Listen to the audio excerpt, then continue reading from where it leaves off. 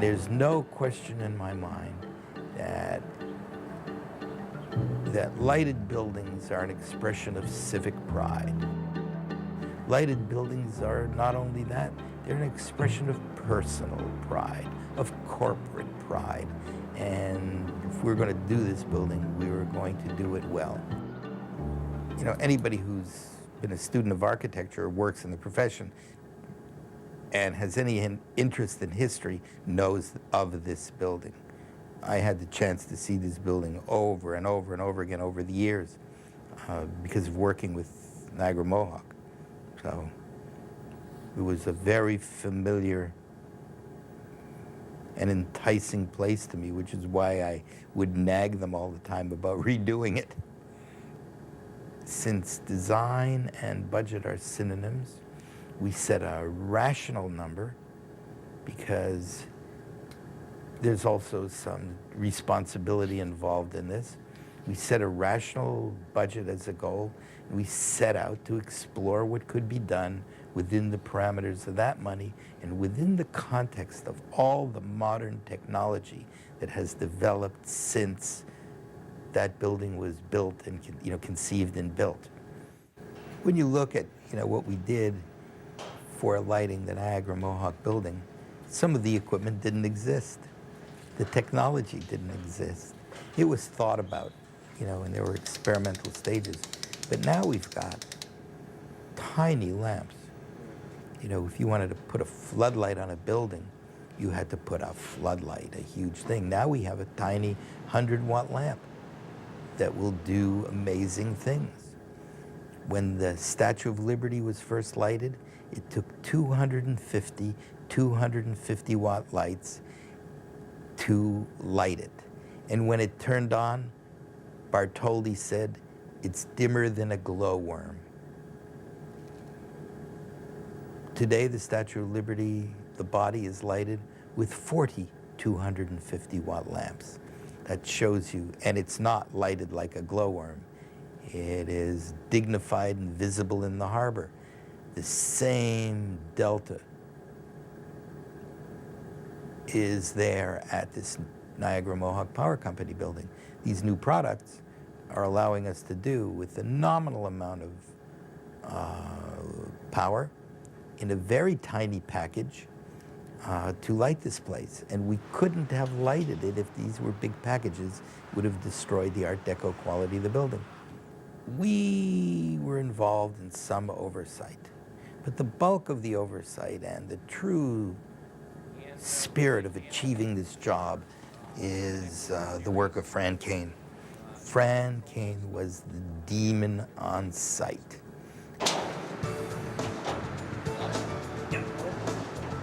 Steuben glass fixtures on the front of the building were originally neon fixtures. They were installed that way. We removed all of the existing neon and transformers, which were still there, although not functional, and replaced them with new transformers, new neon tubing. We put the multicolored tubing in, which was not original. The original was only white tubing behind the Steuben glass. We have in the penthouse tower over 800 fluorescent lamps on probably 200 or more fixtures. There's actually about 40 circuits, control circuits in the penthouse tower for the fluorescent fixtures, and the incandescent fixtures around the building. We have about 150 for incandescent and metal halide fixtures. And on the E building, we have 15 metal halide and incandescent fixtures that light up the front facade. And we also have here in the tower the connection for E building. As opposed to running a landline over to E building, we have a radio control monitor here with an antenna, Similar antenna in E-building, and the signals are sent via radio over to E-building, and where there is a similar relay cabinet, and those relays are turned on and off via the radio signals. These 4-foot fluorescent fixtures here in the top of the tower section keep our same color sequence, blue, green, white, red, blue, and they face both in the south direction and in the east, and light up the last 4 foot of the tower section. This used to be just lit with some incandescent spotlights that shine up from the bottom of the tower. These are typical Kim lighting fixtures that we use to highlight the exterior of the building. These are Kim Par 38 100-watt metal halide fixtures. We have a typical detail of 2 fixtures to light up a stone column, and these were placed around the 3 sides of the building, the front and the 2 sides, and these are new.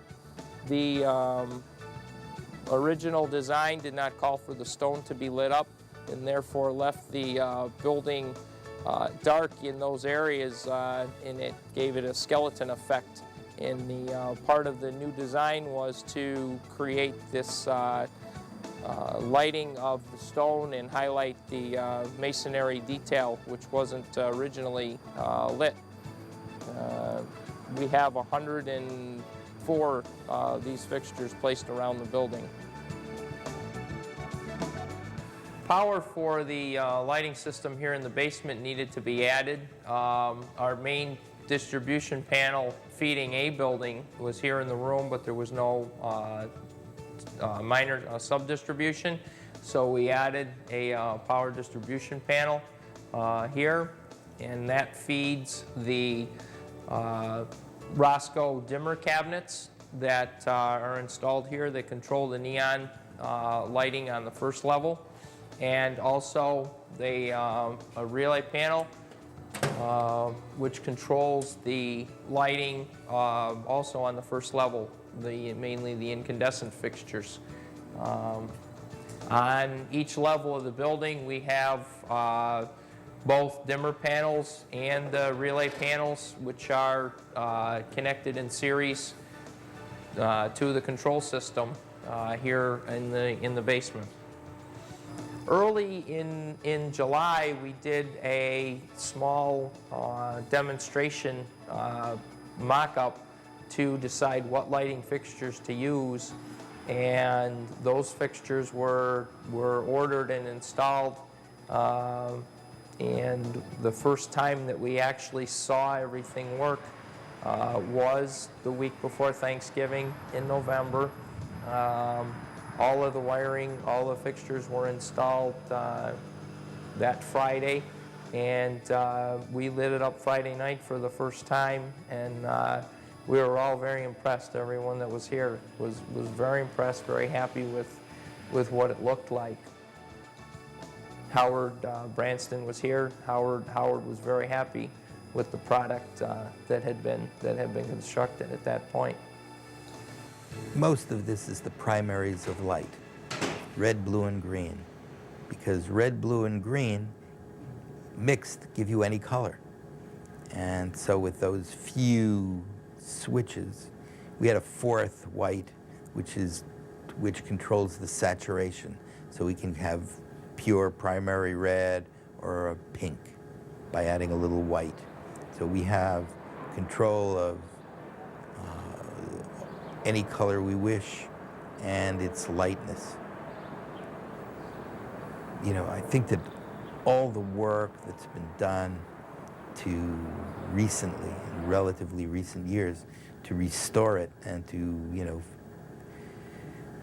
fix it up and bring it into contemporary times has been wonderful and ensures that it will live for a long time. I'm very pleased to see that this spirit of pride of ownership, you know, has gone throughout the building. it was clear that we had to keep parts of it exactly as it was because it was so historically important. But in parts that where you couldn't see it, we could simulate it with modern sources. You know, you'd have a solid energy ethic and a good design ethic, and we could light parts that were never lighted before because the technology wasn't there to do it within the context of this building and its site. And with that, we started to compose this building. You know, the big question is, what do we wish to see? How does this building handle celebratory events? New Year's, Thanksgiving, the 4th of July. How can it say to Syracuse, we're part of your celebrations?